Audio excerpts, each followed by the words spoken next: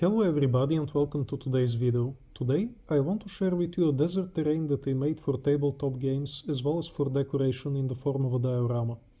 For the basis of my terrain I have used this Christmas village base from the brand My Village. It is 58 centimeters long, 38 centimeters wide and 16 centimeters high. As you can see, the paint job on the base is not great, so I started by cleaning the base with a damp cloth and applying sand ground paint on the horizontal surfaces as well as on the path.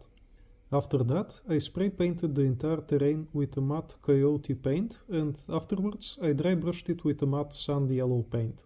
Then I decided to add some plants. The palm trees were by far the most work.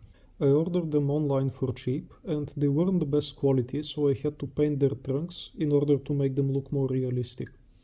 The rest of the big plants I got as tiny artificial potted plants and I simply removed them from their respective pots prior to securing them to the base.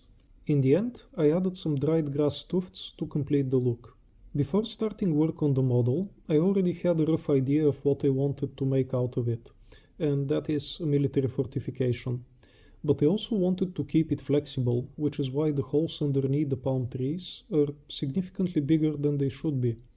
The bigger diameter allows me to insert poles in order to secure a net on top, and by regulating the depth of the poles, I can regulate the height of the net.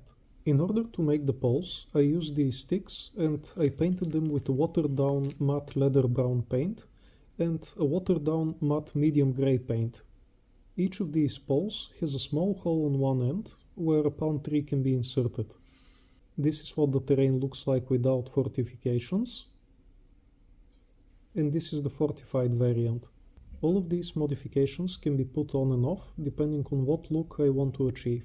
So, this was all for today. Thank you for watching. If you have enjoyed the video, please consider giving it a thumbs up. And if you like this type of content, please consider subscribing to the channel so that you may be informed when a new video becomes available.